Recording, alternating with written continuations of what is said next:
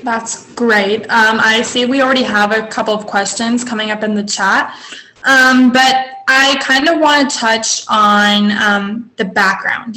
What's the backstory of this organization? So before I get into the organization and everything and all that it does, and we know that if for those of you who don't know, from kind of a statistical standpoint, they have over 536 tutors, and they're all around the globe. So UltimaTutoring is really giving many students worldwide a really kind of an exposure to opportunities that are within just going on a laptop and getting on Zoom and helping people. So I kind of want to ask this question that has been on my mind. I'm also the founder of an organization, and we like to talk about kind of the discrepancies we see in today's society. So last year did expose many of those differentiators between people who can afford things and those who cannot. And this pandemic has been very, very tough on some people when compared to others.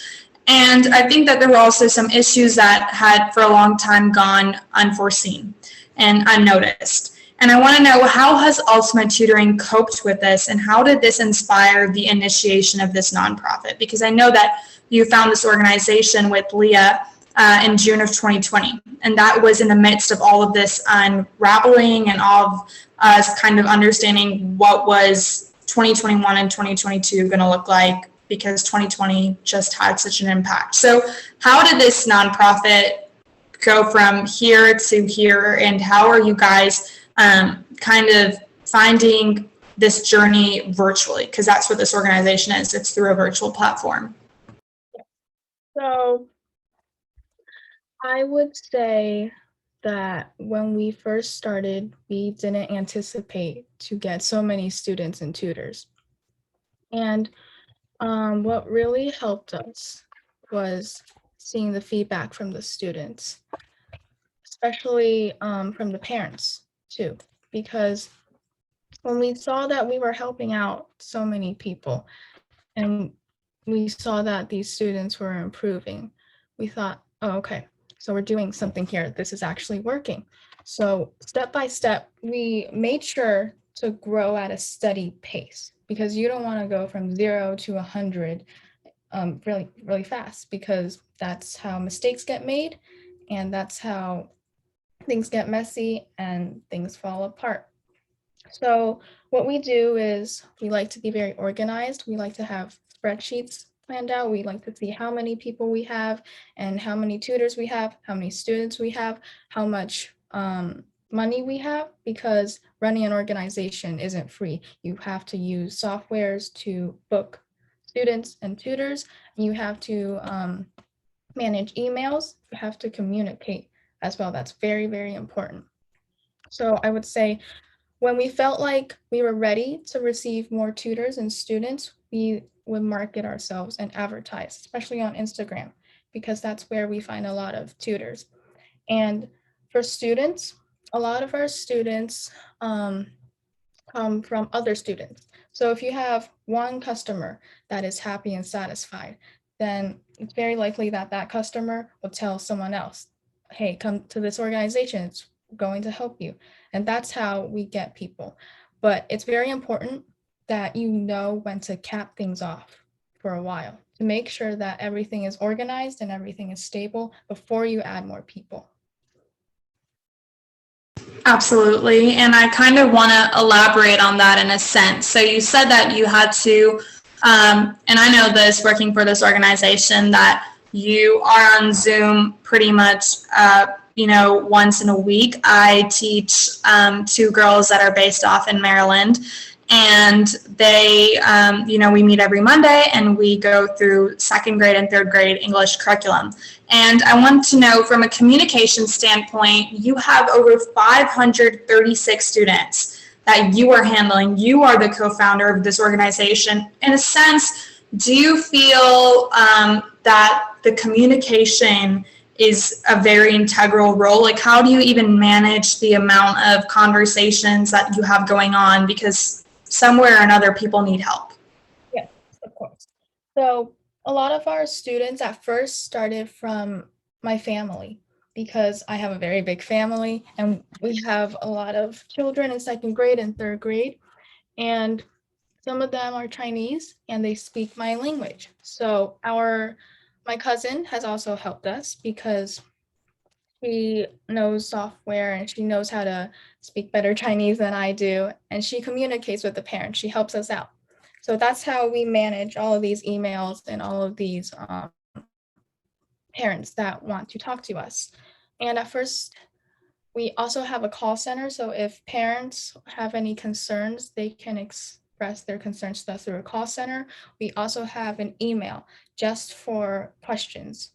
So we also have a WeChat that's for the parents mainly because that's the communication that the parents use. And I would say that if you are doing a good job at satisfying the parents and you're making sure that the tutors are doing what they're supposed to do, the parents won't have a lot of questions or concerns coming to you unless it's just general comments. And that's how we manage all the conversations. Yeah, no, I think that's agreeable. I think that even I could ask my teacher, so our class teacher is Mrs. Haak, and I think she had an opportunity to introduce herself, but I think she could completely agree with that if I want to kind of engage her in this conversation real quick, because as a teacher, I'm sure that, parents have so many questions to ask their teachers. What are their students learning all day? This and that, now over Zoom, If you could, Mrs. Haak, I would be very interested to know, have you ever felt those kind of similarities as Leslie's mentioning? Absolutely. And I'm so impressed with what you guys were able to do. And I've been writing a list of questions for when we get to that point. But I'm blown away. Like, we as teachers, as people who have been doing this for years, had to relearn how to do our jobs, and it was extremely difficult. And you guys took it and ran with it and took something that could be seen as a negative and made it into something that is literally like changing the world and helping people around the world, apparently, which is amazing. So that I'm blown away. Thank you. Yeah. No. So that's what I was wondering, is those kind of hardships do come along the way, but kind of leading off of that question now, I wanted to know, so initially when you started this organization in June of 2020, what kind of challenges do you come across when you are starting such an organization? And initially when people are starting organizations, they really don't know if this is something that's going to blow up, or if this is something that is going to gradually go up, or if this is going to have a trajectory, or is this just going to stay here? People don't know that beforehand. So I want to ask you, as the co-founder of UltimaTutoring, which has now, obviously, blown up, people are getting engaged in this. You guys have a very large follower base on Instagram, and people really recognize, yeah, you work for UltimaTutoring now. So what kind of challenges did you seek, or what did you seek, but what kind of challenges did you come across initially? Okay, so when we first started, we didn't have that much money, meaning that we had to do a lot of things manually. For example, scheduling. That was a big part. Initially, when we didn't have a booking site for our students, we had to go in by ourselves and put in the tutors and match them with the kids. And then we have to figure out what times they are available and what they're learning. And then we have to communicate with the parents. And that was very tedious, and that took a lot of time. And we didn't realize at first that there was a booking site that we could use. And when we found out that we could use a booking site, we found out that we had to pay money for it because it costs around like $60 a month for it. So we ran into another problem. How are we going to generate income? Because we need some sort of income for UltimaTutoring to stay afloat. So at first we did donations, and thankfully some people did donate. And we also did webinars where we try to get more people to engage, and that way they could also donate. We also got some donations from there. And then we also eventually charged $10 for 4 classes in order to stay afloat. And when we get that money, we put it back into the organization to donate any excess money to other foundations. And we also buy books for children in Maryland where we can give them.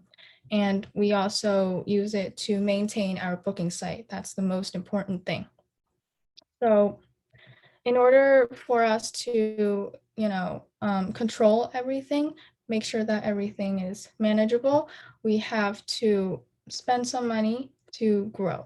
And that's very important because it's very hard to get things done at a quick rate when you're using free softwares or when you're manually doing that. So I want you guys to know when you're starting that you want to have a plan.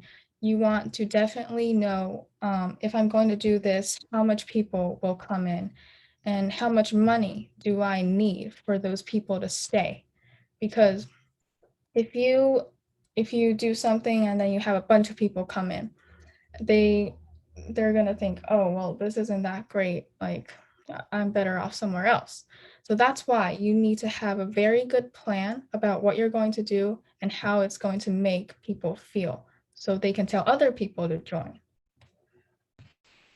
Absolutely. And my second question, in a sense, leads off of this is because this organization caters to underprivileged, low-income households, how did you get into contact with these households? And now that we cater to families that are around the nation, I believe, how do you get in contact with them? How do you tell them, yes, we can help you, we have, and now you guys have classes in English, math, around so many different subjects. How do you get in contact with these families and tell them we can help you?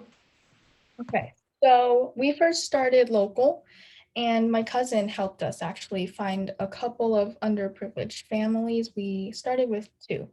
And then we found that if you were to email school districts, public school districts in the US, some of them would respond. For example, we emailed one in Hawaii and a bunch of families came, and we found that to be very useful.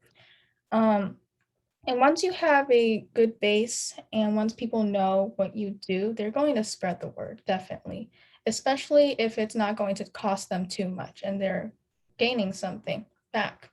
So that's how we managed to get more clients and customers in, because if you do something that's going to benefit a small group of people at first, it's going to start growing because people are going to spread the word.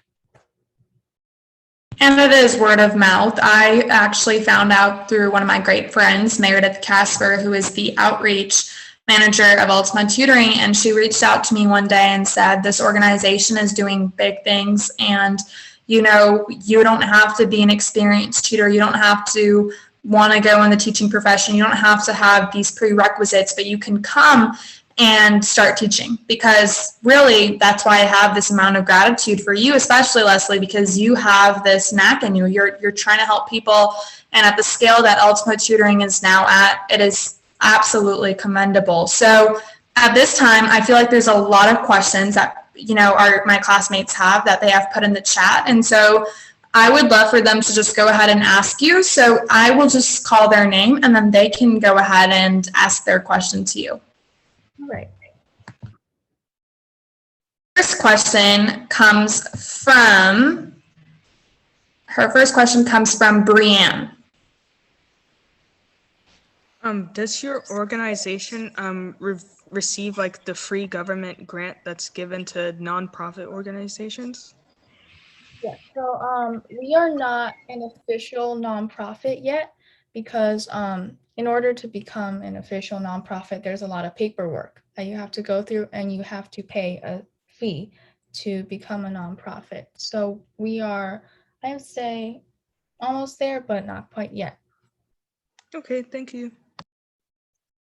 That was a great question, Brianne. Yeah, I was kind of wondering that as well. Our next question comes from Shreya, so you can go ahead and ask her question.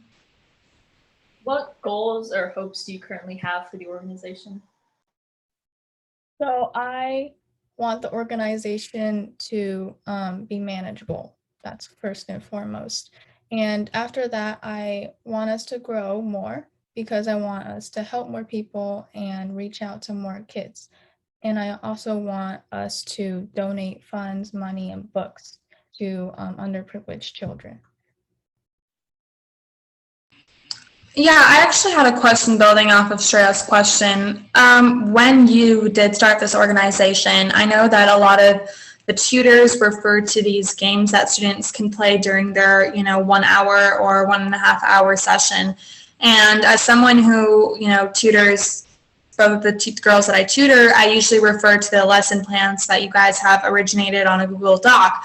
And I wanted to know, how did you come up with the lesson plans, especially when there are so many different subjects your tutors are teaching, everything from debate and speech to Spanish to different languages and, core classes like English and math? So when you're starting an organization, it's important for you to understand that you can't do everything by yourself. And that's why we started to make departments, and we have a department head and we have a bunch of people in that department. And that's how we made the lesson plans in our education department. There's a head, Tushti, and she looks over everything and makes sure that work gets done. It's very important to make sure that people in the department are actually putting in their work. So yes, for the lesson plans, that was an idea to make sure that we're making sure that the tutors are actually doing something. So that is our form of proof that they are doing something, so we can see what they are teaching the students. Okay, great. Very, very good to know. I kind of want to touch on the financial aspect of this organization, and I know Jeremiah has a question correlating to that, so I'll go ahead and let him ask that. How do you keep your organization financially afloat as a nonprofit? Okay, so we have classes and they're in sessions. So one session consists of 4 classes and they will cost $10. And if a family decides that they can't afford the $10, we have waivers that allows for free classes. And our goal for every single month is to raise about $100 because we have to pay for our booking site, we have to pay for our emails, and we have to pay for our domain. So if we can reach that amount and we can save some of it in case for a rainy day, then that means that we can stay afloat and we can grow. And if we have some excess money, we will donate it. Wonderful. Very, very good to know. Valeria has a question. I'll go ahead and let her ask it.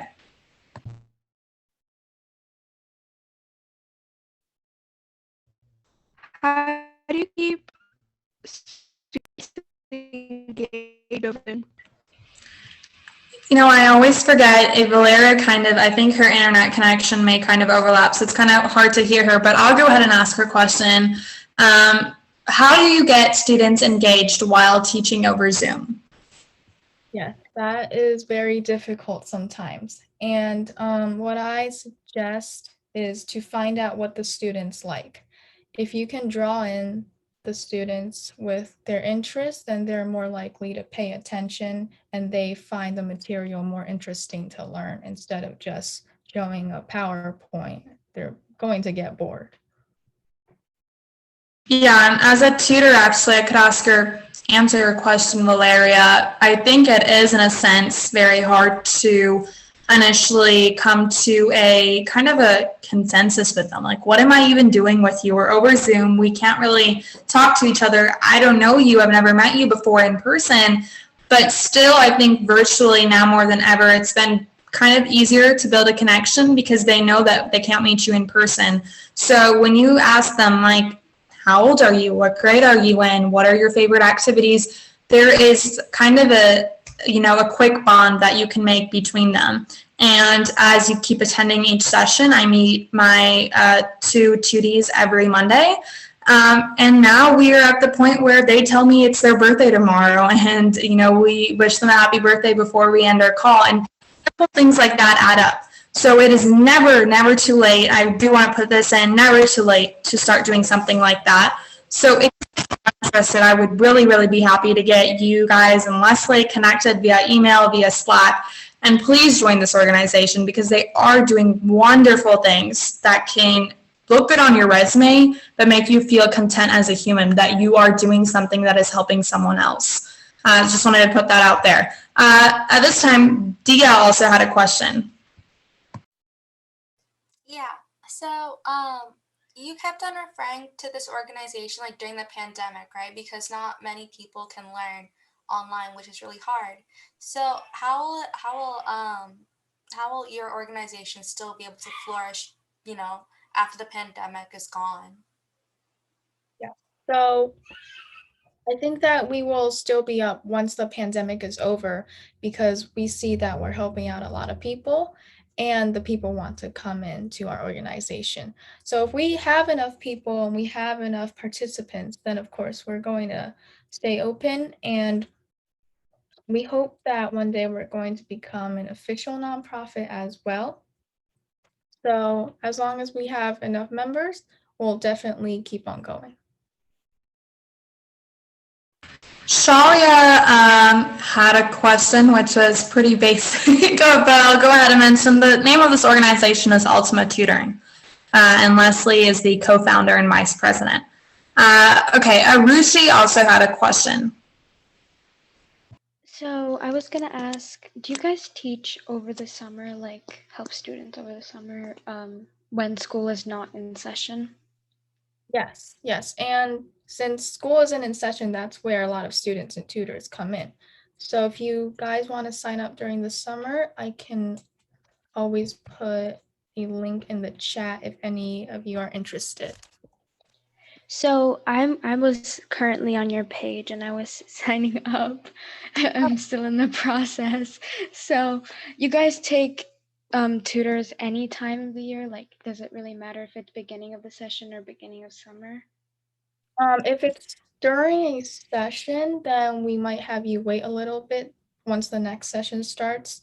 Then you can join, or if you're not available the next session, we can Okay. Okay, thank you. Wonderful. I'm glad that Arushi is interested. It makes me so happy. Okay, Shreya also had another question. I'll go ahead and let her ask it.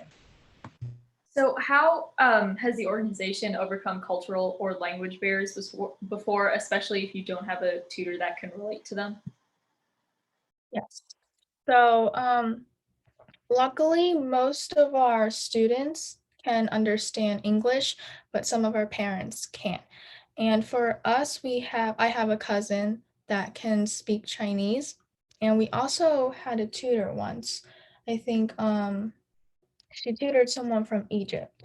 So it's very good that a lot of tutors, we get them from around the world.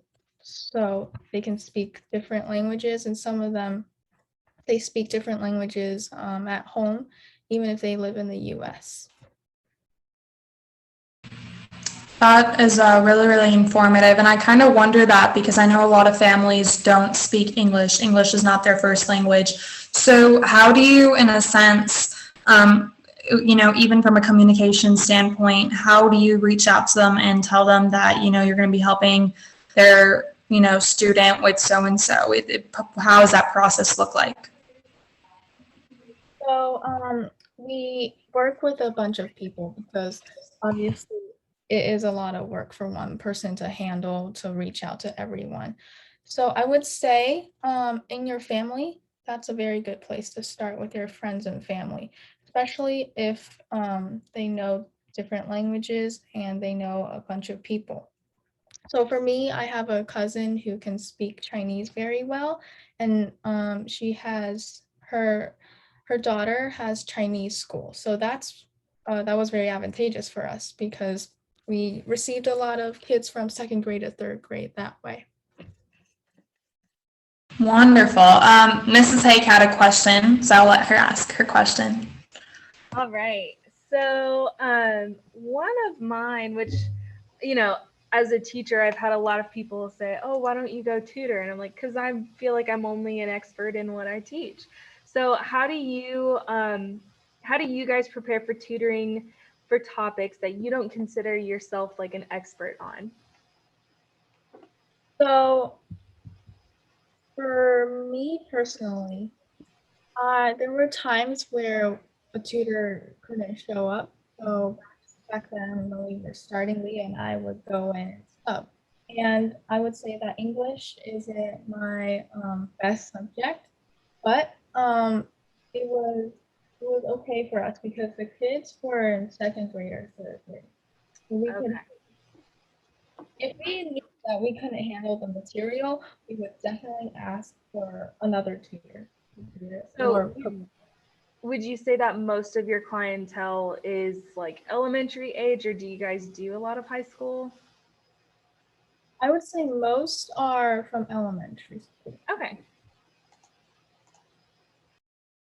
Yes, I can attest to that. I think most of the students that are within Ultima Tutoring are spanning somewhere from second grade to sixth grade, if I'm right. I teach one girl who is in third grade and another is headed to fifth grade next year. So yes, in that sense, and I'm not a teacher by no means. I want to put that out there. I could not teach anyone anything. But this organization really makes it easy for you to organize your schedule, put lesson plans together. They have pre-made lesson plans for you. You literally have to teach them to kind of build your interpersonal skills in a sense. You are teaching someone that there's nothing bigger than that. That's, you know, people often say, and I really want to say this, sometimes, you know, for people, God comes in a form of a teacher, you know, that's really true because teachers are, there's nothing bigger than teaching someone, you know, whatever you are, it's because of people that have taught you and continue to. So just wanted to put that out there. Our next question comes from Aaron. I was wondering, how do you manage growing the size of the organization, and also how do you decide when to grow it? So like, do you expand the number of tutors to fit the number of students, or do you limit the number of students to fit the number of tutors and stuff like that? Yes. So with tutors, that's not like a very big problem for us. We tend to advertise on Instagram and we find ourselves have a lot of tutors come in. So with capping off the number of tutors and students that come in, if there is an excess amount of tutors and there's not a lot of students, we would either tell them to wait a little bit until we have more kids come in so they can tutor. And we also look at our funds, see how much money we have. Because if we don't have enough money to support the site, because the site depends on how many tutors you put in, then we will have to cap off on the number of tutors as well. When we have enough funds and we have enough students, then that means that we're going to advertise more. So that's how we grow and bring in more people. Great question, Aaron. I was kind of wondering that too. Our next question comes from Daniel. Right, so I was wondering, for a new organization of such a large size, what obstacles do you face, and are there any like legal or governmental issues that arise with it? I would say organization sometimes it can get messy because there's so many people, along with communication. So in order to solve those problems, I would definitely make sure that everything is planned out and you know what's happening. That's very important because miscommunication can happen. And if you don't understand something while someone else does, you can pass on the wrong information and that can confuse more people. So if things get messy, I would say to stop for a while, get everyone on the same page, and then move forward. Great advice. And I also wanted to ask you, as we kind of wrap up our interview today, where do you see Ultima Tutoring 5 years down the road? Where do you see this organization? So I would hope for us to grow even more, and we are in the midst of becoming an actual nonprofit. So once we have the paperwork done and the funds ready, then we are able to do that. In 5 years, Leah and I would be in college. So depending on our schedule, we hope to still be involved with the organization. But if it comes to a point where we truly don't have enough time to put 100% into the organization, we would give our leadership roles to someone else who can handle it. Yeah, and that comes with, growing up, you're not going to be in high school, and some of those responsibilities transfer to other students that I'm sure are on your board within Ultima Tutoring.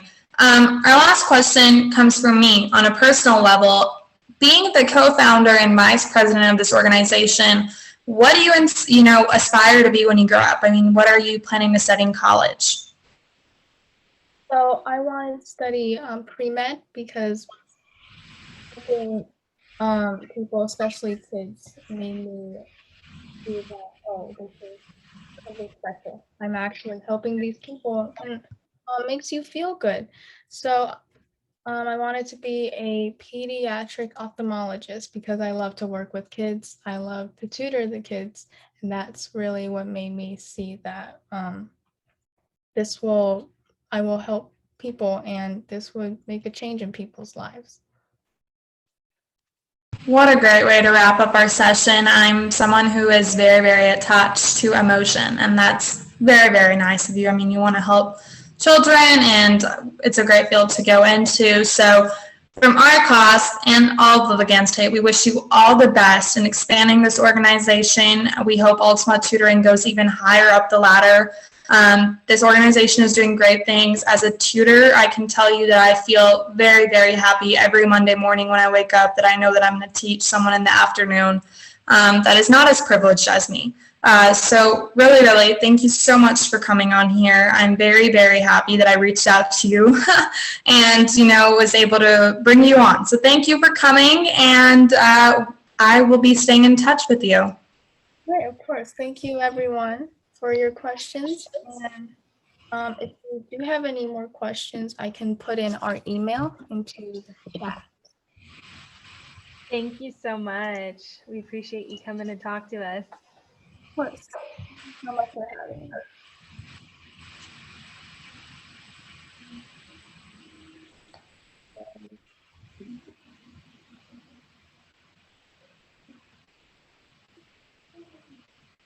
Alrighty, so Leslie, while you're doing that, I know Omar let me know that he wanted to share some information with you guys as well.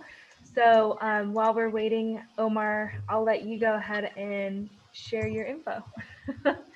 So hey, hello everyone.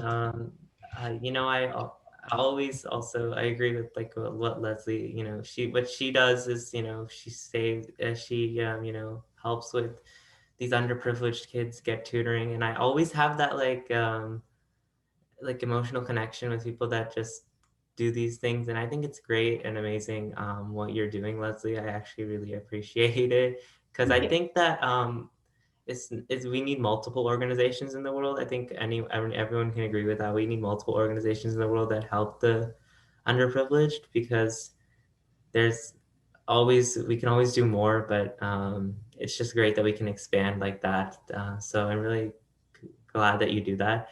I just wanted to share with the class actually that I'm hosting an event for the hospital, but we're actually making it an open discussion based event because we realize that it can get boring to come on Zoom and just watch presentation and like about the hospital treating poor cancer patients for free in Pakistan. But I was thinking about this with 3D Heat, and they liked the idea that we should probably do something where we include more FISD students and allow some kids to ask some questions about what this cause is, and then also contribute their own thoughts and discussions. So actually I am hosting that on May 7th at 6 p.m. and I can email the class. I just wanted to let you guys know so you can have that in mind. Harbani will also be hopefully speaking on that. I've asked her to. In fact, on Friday, I think there was a Sikh activist who spoke at this webinar. She brought 10,000 people. Her name is Valeri Kaur, and she did a really great job. And I think she inspired me to do something and to do more. I always seek my inspiration from others. And so that was a really great webinar. I did ask for her to come, but unfortunately she was busy. But hopefully next time we can have an activist come on our events. But I just wanted to let you guys know that. Thank you for sharing that, Omar. Yes, we have, like I said, Leslie, we have a lot of founders and a lot of kids, a lot of classmates in our class who are really inspiring change within their local vicinities. So you were so happy that we could have the opportunity of talking to you. And I look forward to staying in touch with you, Leslie. Thank you. Of course. Thank you guys so much for having me. Bye. Bye.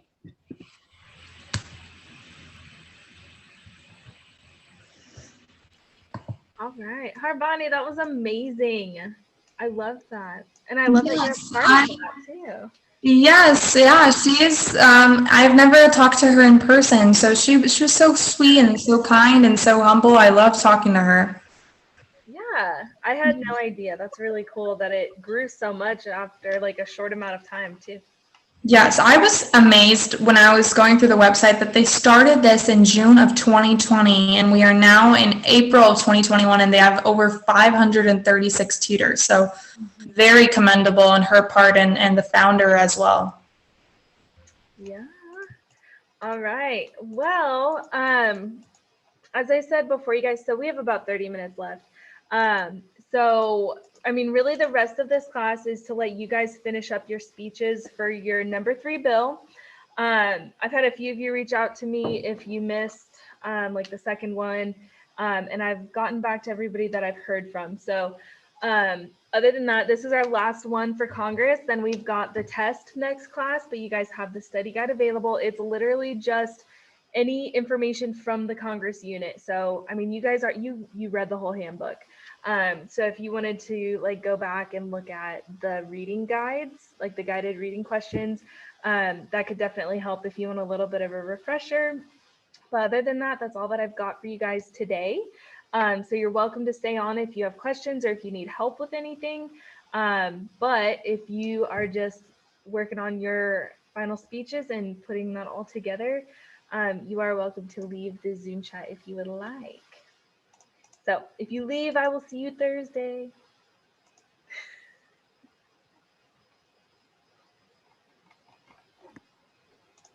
Bye, Miss Haak. Have a good day. Bye, Brian. You too. Thank you. Bye, Dina Cara. Thank you. Jeremiah, yes, thank you. There is a CNN 10 quiz today. You guys don't forget. So that'll post at 4 o'clock in 3 minutes. So hopefully everybody who left has their notifications on. Bye, Miss Hake. Bye, Dia. Bye, Jeremiah. Miss Hick, I just wanted to actually like just say that I don't know, I'm really thankful for actually being virtual this year because I wouldn't have met you if I wasn't virtual.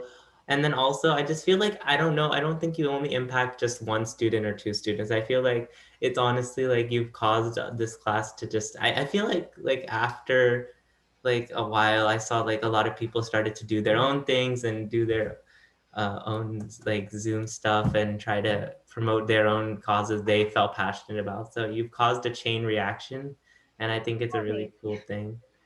No, I really mean it. You guys are the best.